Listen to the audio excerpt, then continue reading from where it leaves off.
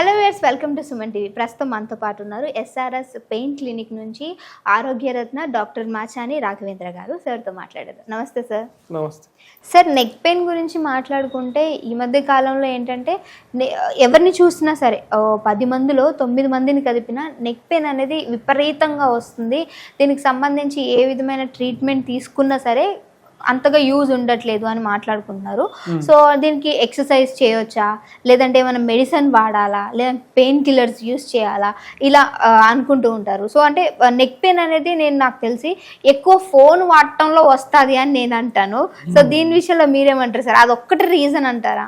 అంటే అదొక రీజన్ అని చెప్పొచ్చు, అదొక్కటే రీజన్ అని కాదు, చాలా ఉంటాయి. ఇప్పుడు అమెరికన్ రీసెర్చ్ లో ఏం తెలిసిందంటే చిన్నపిల్లలకు కూడా నెక్ పెయిన్ వస్తూ ఉంది. చిన్నపిల్లలకు కూడా teenagers neck pain along with wrist pain.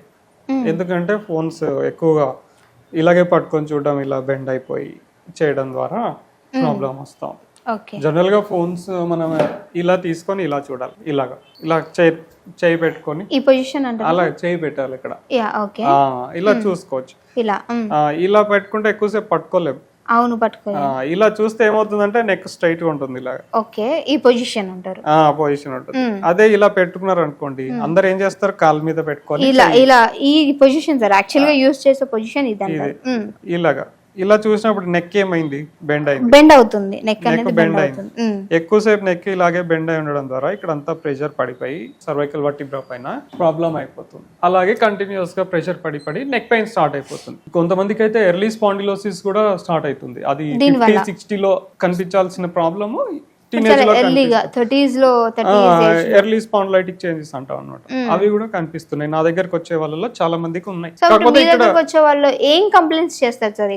General గా నెక్ పెయిన్ ఇక్కడ నుంచి నొప్పి తక్కువ ఉన్న వాళ్ళు ఇక్కడ ఒక్కటే ఉంటుంది. ఎక్కువైన వాళ్ళకు నొప్పి ఇక్కడ నుంచి ఇటు రావడం, లేదా ఈ చేయికి రావడం, రేడియేటింగ్ పెయిన్ అంటాం, అలా ఉంటుంది. ఇంకొంతమంది ఏం చెప్తారంటే నెక్ నుంచి ఇలా తలకు రావడము, అప్పర్ బ్యాక్ ఇంటి నుంచి ఇటు అప్పర్ బ్యాక్ వరకు ఉండడము, ఇలా చెప్తా ఉంటారు చాలా మంది. రీసెంట్ గా one lady around 30 years, she suffering from neck pain since 1 year నుంచి.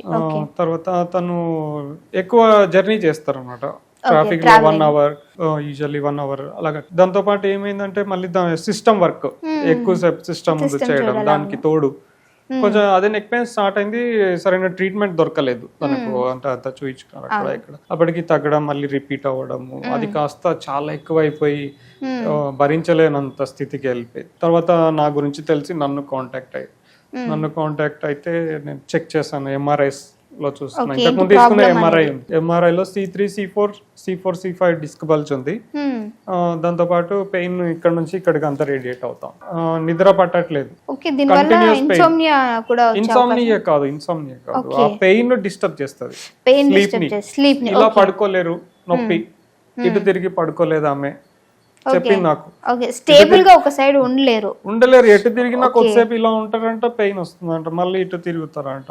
నిద్ర డిస్టర్బెన్స్, డీప్ స్లీప్ లేదనుకోండి, నిద్ర డిస్టర్బెన్స్, అది ఎంతసేపు పడుకున్నా మార్నింగ్ నిద్ర అవకాశాలు ఉన్నాయి.